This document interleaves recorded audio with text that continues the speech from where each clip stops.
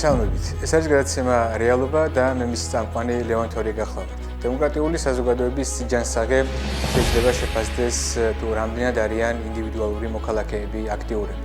ეს არის ცნობილი ფრანგი მოაზროვნის ალექსი დე ტოკვილის სიტყვები, რომელიც მე-19 საუკუნეში იკვლევდა ამერიკულ საზოგადოებას, რომელთაც გაუცებული იყო კიდეც ამერიკული საზოგადოება, რომლის თითქმის თითოეული წევრი დღესდღეობით რამდენიმე არასამთავრობო ორგანიზაციის წევრია და ეს არის სწორედ ამ ქვეყნის სიძლიერე. რაც შეეხება იტალიას, ამ ქვეყნის ჩრდილოეთ და სამხრეთ ნაწილი სწორედ იმით განსხვავდება ერთმანეთისგან, რომ ჩრდილოეთ იტალიას გაცილებით უფრო დიდი სამოქალაქო საზოგადოების მემკვიდრეობა აქვს, ვიდრე სამხრეთ იტალიას და ეს განსაზღვრავს დღესდღეობით ეკონომიკურ მონაცემებსაც. ამის შესახებ ცნობილი ამერიკელი მკვლევარი პროფესორი რობერტ პატნემი საუბრობს თავის წიგნში როგორ ვამუშაოთ დემოკრატია.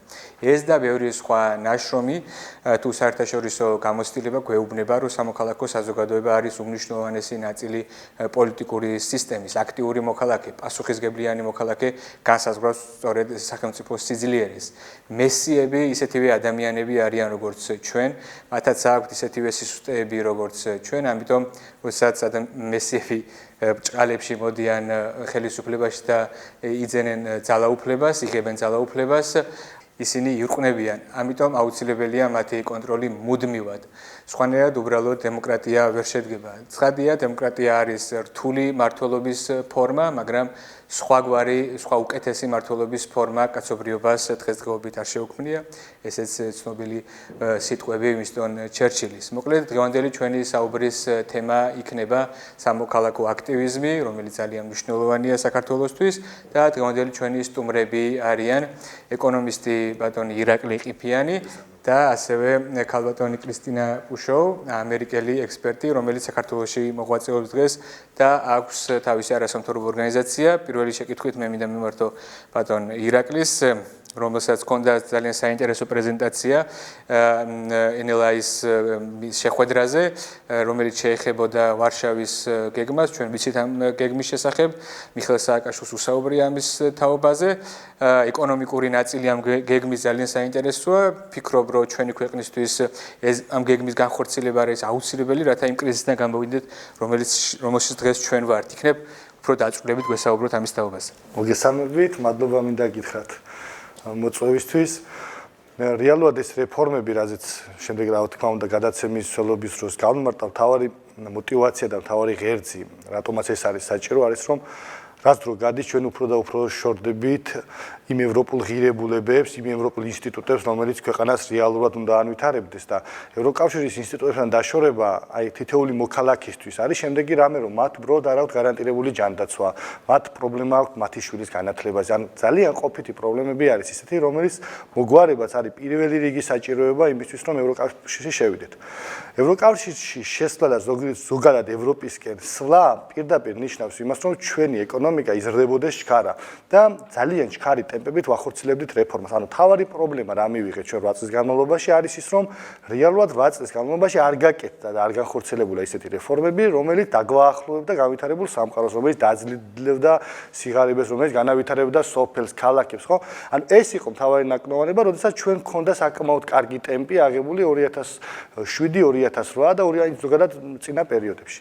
ამ რეფორმის მთავარი мотиваცია არის საქართველოს გაატაროს ძალიან ჩქარი ეკონომიკური რეფორმები, რომ დროის საკმაოდ ასე მჭიდრო პერიოდში საქართველოს ეკონომიკა გაიზარდოს ორნიშნა ეკონომიკური ცივით, რაც იმას ნიშნავს, რომ ჩვენ შევძლებთ რეალურად სიღარიბის დამარცხება და ადამიანები, რომლებსაც ეხლა იბადებიან თაობა და თაობა, რომელიც დაიბადა პირობითად 2004 წელს, ის სიკეთეები საქართველოში ნახოს და ამისთვის არ დაჭირდეს ქვეყნის საზღვრებს გარეთ გასვლა.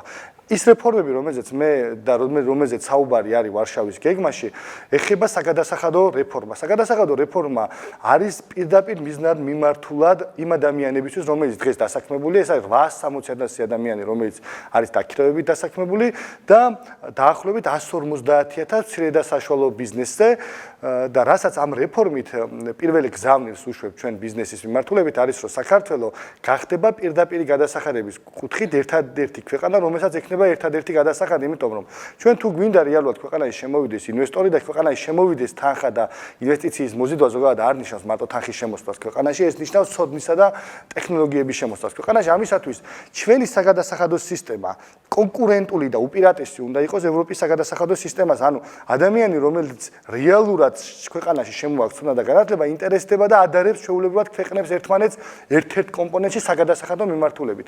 ეტაპობრივად დღეს შესაძლებელია გამომდინარე იქიდან, რომ საკმაოდ დიდი ბიუროკრატიული ხარჯები არის და კორუფციული ხარჯები არის, რომელთა შევიწროებით, რომელთა ასე ვთქვათ, იგნორირებით, რომელთა გაუქმებით ჩვენ შევძლებთ განვახორციელოთ ისეთი რეფორმა, როგორიც არის საგადასახადო რეფორმა და მოგების და სასამოსავლო გადასახადი ეტაპობრივად შევამციროთ და გადავიდეთ ერთ ძირითად გადასახადზე, რომელიც იქნება დამატებითი ღირებულების გადასახადი. პრეზენტაციაზე, რომელზეც თქვენ დაესწრეთ, იქ დასაბუთებული არის ამ რეფორმის დროში განაწილების სქემა, სადაც ჩვენ შევძლებთ რეალურად ამ რეფორმით ბიზნესს დაუტოვოთ დამატებით 13 მილიარდი ლარი.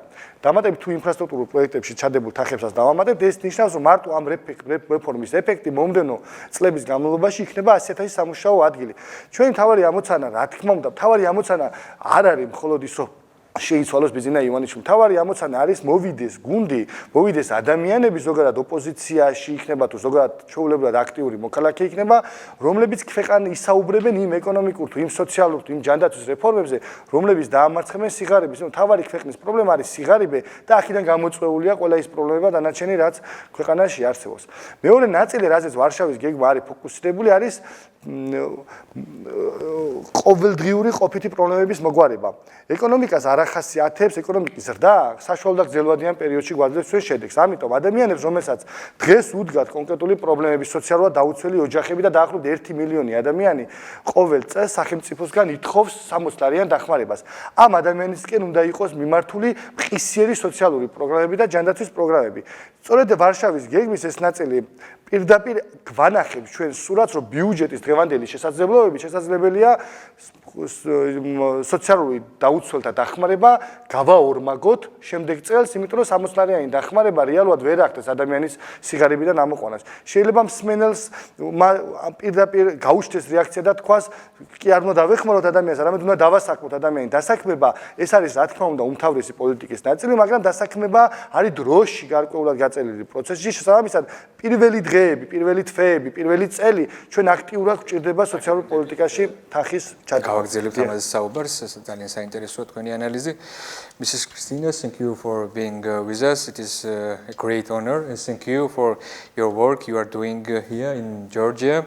That is really important for our country because a strong society makes a strong state. So first of all, I would like to ask you about you. Because many people are interested, it's logical.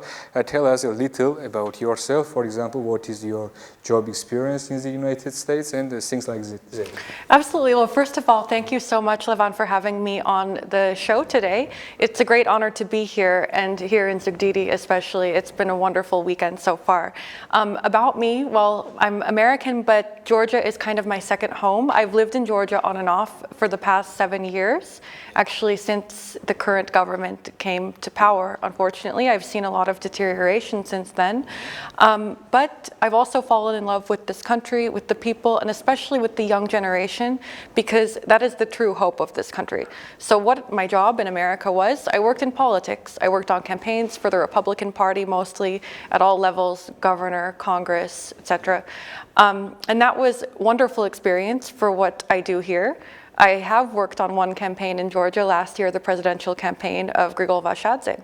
But somehow, even though I learned a lot from that, I think Georgian politics needs to go beyond just election by election. There needs to be values instilled in Georgian politics.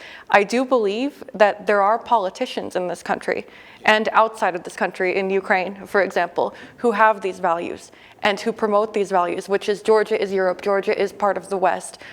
Georgian people deserve to live as do people anywhere in the European Union. However, right now, country is basically in this frozen state. There has been almost no progress. Actually, it's gone backwards since I've moved here in 2013. And there is the other issue that campaigns here are totally negative. You remember in 2018, the billboards with blood and all of these faces of national movement, and it's trying to terrify people with propaganda. And this is not right. This is not inspiring to people. This is not exactly. This is totally Russian style. It's Putin style. It's discreditation. It is not how politics works in a civilized country. And I think Georgian people know that. I think Georgian people don't like this in general. It's a small portion of society who does support this, but most people feel so alienated from politics because they see things like this. And frankly, it scares and disgusts them. So what I want to do with my organization here is, first of all, to promote that vision of Georgia as integral part of Western civilization, but also to inspire those young people who are looking for a better way of politics. And I can say in America, we have dirty politics too, so it's not perfect. But I also think from these kind of experiences, you can learn what not to do, and you can learn what to do. So NLI is about values, as Irakli said. He's teaching about ideas, not just hacking one person or another. I have attended also these meetings. It was really interesting. You are these meetings with young people, different municipalities of San Gabriel region. It's really interesting, and the people are really smart. Please tell your impressions about these people, and what's the main purposes of your NGO, NLI? Absolutely. Well, to back up a little bit, NLI was founded in August of last year, and we started in Tbilisi with a summer camp with almost 1,000 students actually throughout the summer. We had sessions, and students came from all over Georgia, every region. And we had the idea after this program ended, we'd identified a lot of very active students from San Gabriel.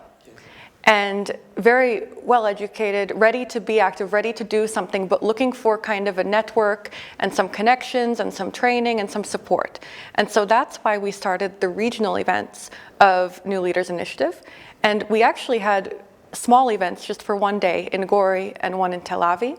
But Zugdidi, we decided to do for a longer weekend because we had a lot of people here. We have about 70 students from each of the 8 municipalities in San Gabriel and some villages as well. We did this on purpose because the purpose of NLI, especially the regional programs, is not only to train them for one weekend, but to build the network, keep in touch with them. So it's very important to have people from each town because local knowledge is essential for solving problems. And that's what we talk about in NLI, how citizens can solve problems together. Thank you.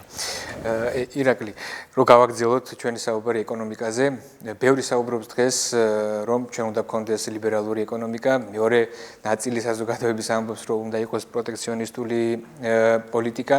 ამ მხრივ, აი შენ როგორ ფიქრობ, რა არის ჩვენი ქვეყნის სახელმთავარი, გადასახადების შემცირება, ლიბერალური პოლიტიკა თუ ისევ ეს რაღაცა სოციალიზმში გადავარდნილი პოლიტიკა, რომელიც ჩვენ ახლა გვაქვს, როგორ შეაფასებ შენ ამას თემას? 21 საუკუნეში ქვეყნები ძალიან იდეოლოგიის მიმართულებით აღარ ახორციელებენ რეფორმებს და ძალიან იშვიათია ქვეყანა ნახო, სადაც აი წმინდა მაგალითად მემარჯვენე, რადიკალი მემარჯვენეების რეფორმები ხორციელებოდეს ან სოციალისტური.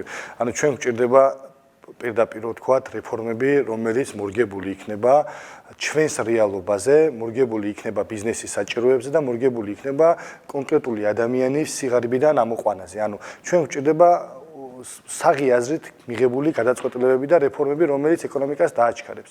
ჩვენი ეკონომიკის ზომა იმდენად პატარაა, რომ ჩვენ ეკონომიკით თუ არ დაინტერესდა რეალურად ადამიანები, რეალურად ბიზნესი, რომელსაც აქვს ცოდნა, რომელსაც აქვს ტექნოლოგია, რომ შემოვიდეს საქართველოში და აითვისოს ის ხელშეკრულებები, თუნდაც რომელიც საქართველოს დადო ჩინეთთან, რომელიც საქართველოს დადო ევროკავშირთან, რომელსაც დავდებთ ამერიკის შეერთებულ შტატებთან. სხვა შემთხვევაში საკმაოდ ძნელი იქნება ჩვენი ეკონომიკის ფეხზე დაყენება. ჩვენი ეკონომიკის ერთ-ერთი მთავარი პრობლემა არ არის მარტო ფინანსური რესურსების არარსებობა, არის რეალურად ცოდნის და კვალიფიკაციის დეფიციტი და არის თანამედროვე ტექნოლოგიების მიმართულებით მნიშვნელოვანი ჩამორჩენა. ამ ცოდნა განათლების მიცემა, რა თქმა უნდა, ჩვენ უნდა დავიწყოთ ადამიანებზე იმ საგანმანათლებლო პროგრამებით თუ პროფესიული სასწავლებლებით, რაც გათვალისწინებული იქნება და არის ვარშავის დაუშვათ პროგრამაში ჩვენ ამ ხედვაში, მაგრამ ამის გარდა ჩვენ უნდა შევქმნათ საქართველოში ისეთი ბიზნეს კლიმატი, რომ ადამიანებს მოუნდეთ საქართველოში და მნიშვნელოვანი ზომის კორპორაციებს საქართველოში თავიანთი ბიზნეს საქმიანობის წარმოება, იმიტომ რომ მათი შემოსვლა საქართველოში აპრილში ნიშნავს ტექნოლოგიის შემოსვლას, ცოდნის შემოსვლას, დამატებითი ფინანსების შემოსვლა ნიშნავს მეტი თანხის შესვლას ბიუჯეტში. მეტი თანხის შესვლა ბიუჯეტში ერთის მხრივ ნიშნავს ჩვენ გავატაროთ აი კონკრეტული გაჭირვებული ადამიანის სიღარიბიდან ამოყვანაზე მიმართული პროგრამები. ერთი ძალიან რეალობაა, რომ დღევანდელი რესურსების უკეთესი ხარჯვითაც შეიძლება ნაკლები სიღარიბე გქონდეს ქვეყანაში და იმ პრეზენტაციაში მოყვანილია დაახლოებით 2 მილიარდი, რომელიც იფლანგება ქართული ოცნების მიერ, მე არ მოვერიდები პრინციპში ამ ნაწილს, შეიძლება პოლიტიკური ნაწილი მე ნაკლებად მაინტერესებს, მაგრამ 2012 წელს საჯარო სისტემაში დასაქმებული იყო 250,000 ადამიანი. დღეს დასაქმებული არის 300,000 ადამიანი. 2012 წელს ვამბობდით, რომ საჯარო სისტემაში არის ეს ეკონომიკისთვის არის სერიოზული პრობლემა. ეკონომიკისთვის პრობლემა არის ის, რომ ის ადამიანებს, რომელსაც ჩვენ ვასაქმებთ საჯარო სისტემაში, დამატებით ღირებულებას არ ხდიან, გარდა იმის, რომ ეს 50,000 ადამიანი გამოყენებული არის საარჩევნო ხმების მისაცემად. შესაბამისად, ჩვენ საკმაოდ დიდი რესურსები ეს ადამიანები უბრალოდ მომხმარებლები სახელმწიფო რესურსების. მომხმარებლები სახელმწიფო რესურსების, რომელიც სახელმწიფო სიკეთეს, ანუ თუ ადამიანი საჯარო სისტემაში არის დასაქმებული, მისი პირდაპირ მოვალეობა არის ის, რომ ემსახუროს კონკრეტული ადამიანის ინტერესებს. ერთი გადასახადის ქვეყანაზე საუბრობთ. ერთი პირდაპირ გადასახადის პირდაპირ გადასახადის. მე როგორ ფიქრობთ, ბიუჯეტის შემოსავლები არ მოაკლდება, აი, როდესაც შემცირდება. რა თქმა უნდა, ამიტომ რეფორმა არის ასე თქვა დროში გადანაწილებული და შემდეგ პრინციპზე აგებული. რეფორმები როგორიც არის მცირე ზომის მთავრობის რეფორმა, საგადასახადო რეფორმა, ინვესტიციების მოზიდვის რეფორმა, მინისტრთა კაბინეტის სრული ცვლილება. საბოლოო ჯამში ეს ყველა რეფორმის შედეგი ჩვენი ქვეყნის ეკონომიკაზე იქნება დაახლოებით ჩვენი დათვლებით 10-დან 12.5%-მდე ზრდა. 12.5% ზრდა ეკონომიკის, ან 12.5% გამდიდრება ყოველი ადამიანის. ნიშნავს იმას, რომ თუ ჩვენ ამ მოგების და საშემოსავლო გადასახადეს ვამცირებთ 20%-იანი საშემოსავლო განაკვეთიდან შემდეგ წელს 15-მდე, 15-დან 10-მდე 2023-ში და 10-დან 5-მდე 2024-ში და შემდეგ წელს ასე ვთქვათ. ვანულებთ, ნიშნავს იმას, რომ დამატებითი ღირებულების გადასახადი, იმიტომ რომ ეკონომიკის ტემპები არის ჩქარი ზრდით, ნომინაში, ანუ რაოდენობაში ერთეულში იმაზე მეტი შემოვა, ვიდრე ამითი ბიუჯეტს დააკრება. საბოლოო ჯამში ერთი გადასახადის მქონე ქვეყანა თავისი იდეით ორ რამეს ნიშნავს. ერთი ის, რომ ამ ნაწილის ადმინისტრირება მარტივია და ადმინისტრაციის ნაწილში არ იხარჯება რესურსები და მეორე ყველაზე მეტად რასაც მინდა ხაზი გავუსვა. ირლანდია არის საუკეთესო მაგალითი. ირლანდიაში საკადასახადო წნეხი არის ერთ-ერთი დაბალი და ირლანდიის ეკონომიკის ერთ-ერთი ფაქტორი იყო ეს, რომ მისი ეკონომიკა ერთ-ერთი ფაქტორი იყო, რომ მისი ეკონომიკა ბოლო 5 წლის განმავლობაში იზრდებოდა 10%-ით. ჩვენი საგადასახადო სისტემა კონკურენტული თუ არ გახდა ევროპის საგადასახადო სისტემის, იმიტომ რომ ჩვენ ისედაც გეოპოლიტიკური პრობლემები გვაქვს, ისედაც არასტაბილური გარემო გვაქვს, დამატებითი ინდიკატორებით უნდა ვაჯობოთ ევროპას ისეთ რეფორმებში, როგორიც არის საგადასახადო რეფორმა, როგორიც არის მცირე ზომის მთავრობა, როგორიცაა სასამართლო რეფორმა, ანუ თუ ეს რეფორმები საქართველოში განხორციელდება, ეს გაუჩენს ადამიანებს იმის, რომ ჩვენ ქვეყანაში ჩადონ თანხა. ეს არის ერთადერთი გზა შემდეგ უკვე სიღარიბის. ჩვენ ვიცით, რომ სომხეთს დღეს უფრო გაცილებით უფრო მეტი ეკონომიკური ზრდა აქვს, ვიდრე ჩვენ. რას უკავშირებთ თქვენ ამას? რა ეკონომიკური პოლიტიკა აქვს სომხეთს განსაკუთრებული ჩვენგან განსხვავებით? ჩვენგან განსხვავებით, ჩვენ პოლიტიკა არ გვაქვს ეკონომიკური და მათ ეკონომიკური პოლიტიკა. ალბათ ჩვენი არ ქონა არის ამ შემთხვევაში პრობლემა, მაგრამ კი, რა თქმა უნდა, ლიბერალური და დაანონსებული და მკაცრი ნაბიჯები კორუფციის ბრძოლის წინააღმდეგ გადადგმული რეალურად მცირე ზომის მთავრობის პრინციპებს ის არის აქტიურად იზიარებენ, შესაბამისად მათი მიერ არჩეული დემოკრატიას. ანუ საბოლოო ჯამში ხელისუფლების ცვლილება მათ შემთხვევაში ასორცირდა მოსახლეობაში რეფორმებისკენ სწრაფვაზე, იმიტომ რომ რეფორმები არის გზა ხვალინდელი უკეთესი დღის, როდესაც ხელისუფლება მუდმივად საზოგადოებას ესაუბრება, რა სიკეთე გაჩნდება მის კონკრეტულ ოჯახში, დაუშვათ მის ოჯახში, მის შვილს განათლების ნაწილში რა პრობლემას უგვარებს. ეს ყველაფერი საბოლოო ჯამში რეფორმაზეა დამოკიდებული და ამ რეფორმებზე საუბარი აჩენს საკმაოდ სტაბილურ და პოზიტიურ მოლოდინებს, თუნდაც სომხეთში, შესაბამისად სომხეთმა რომ გადაგვისს, რომ ეს გასაკვირი არ არის, სამწუხაროა რომ არ ვიტყვი და იმიტომ რომ რეგიონში ჩვენი მეზობლების სიძლიერე ჩვენი სიძლიერეა, მაგრამ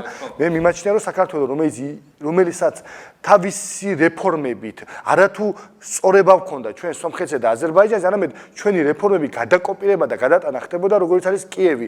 ჩვენი რეფორმებზე მიმბაძველობა ხდებოდა სხვა განვითარებად ქვეყანაში. ჩვენი სწორება იყო ევროკავშირი და ჩვენი სწორება იყო განვითარებული სამყარო. ჩემი აზრით თავარი პრობლემა ეს არის, რომ დღეს ჩვენი სწორება აღარ არის დასავლურ ფასეულობებზე, აღარ არის დასავლურ რეფორმებზე, საბოლოო ჯამში ვღებულობთ იმედგაცრუებას და ნიჰილიზმს საზოგადოებაში რაც არის. Mrs. Christina, I know you actively criticize the current Georgian government. I understand this. What is your political forecast for 2020? You know that this year will be election. It will be either a snap election or a general election. What's your opinion about this? Yes, you're correct, of course. I do criticize the government frequently, as well as the informal ruler of the country. But I should say, I also try to promote a positive alternative, because there are a lot of people, Georgian people, who criticize the government, and they do it correctly. And I think it is more of Georgian people's place, not so much my place. But I think all of us have to work together to promote a different choice, because there are so many people who feel distant from politics in Georgia, and they do not like this government. They do not like Georgian Dream or Ivanishvili, but they're wondering what's next, what could be better, what could improve their lives. What's the main reason? Because people don't like this government. Main reason. Where do I start? I think everything comes back to it's the economy, stupid, as Bill Clinton once said famously. People care about their day-to-day lives, being able to provide for their families, being able to buy what they need and want, and just having a job, having things that many people in Europe would take for granted. But in Georgia, it's a struggle, because economic policies have been so just extremely destructive under this government. And we can see just the comparison of Saakashvili's time versus the last 8 years. GDP quadrupled under Saakashvili. Yeah. Same amount of time, it has basically been flat. Yeah. And foreign investment is at the lowest level since 2006 right now. Even in 2008, when your country was invaded, foreign investment was higher. What does this tell you? It's like an occupation today. Yeah. And so I think poverty, unemployment, economic problems is the biggest worry of most Georgians. Unfortunately, government exploits this by bribing people, trying to buy votes, this kinds of thing. And I would say this is likely to happen. What can you say about foreign affairs government? Is it pro-European or pro-Russian? I think certainly not pro-European. If it was pro-Western, this Anaklia port would be built already. Of course. And absolutely. I think that's the most obvious sign to Americans. You notice there were few criticisms of the Georgian government, because Georgia is still a strategic ally of the United States. So Congress and State Department usually avoids criticizing directly Georgian government.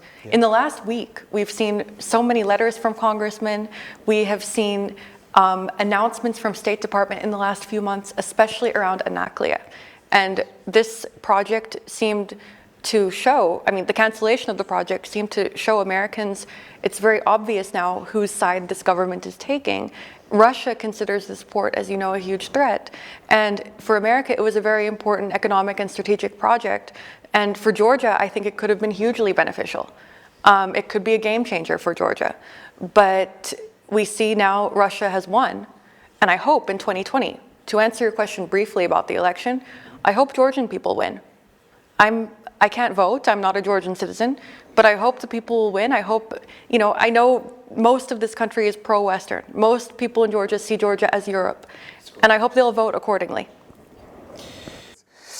ირაკლი, მოდი ვისაუბროთ მოკლედ NDI-ის კვლევებზე, რომელიც ძალიან მძიმე იყო ხელისუფლებისთვის, ყველა მიმართულებით, მას აქვს უკუსვა, ეკონომიკის მიმართულებით, ხარდაჭერის მიმართულებით და ასე შემდეგ. შენ რა შეფასებას გააკეთებ მასთან დაკავშირებით? დიახ, NDI-ის კვლევებში ერთი ძალიან მნიშვნელოვანი დეტალია და მიმაჩნია, რომ ეს დეტალი გარკვეულწილად აჩვენებს საზოგადოების მოთხოვნას და ერთ-ერთი კითხვა NDI-ის კვლევებში იყო გადაწყვეტილების მიღების პროცესზე რა ფაქტორები იმუშავებს.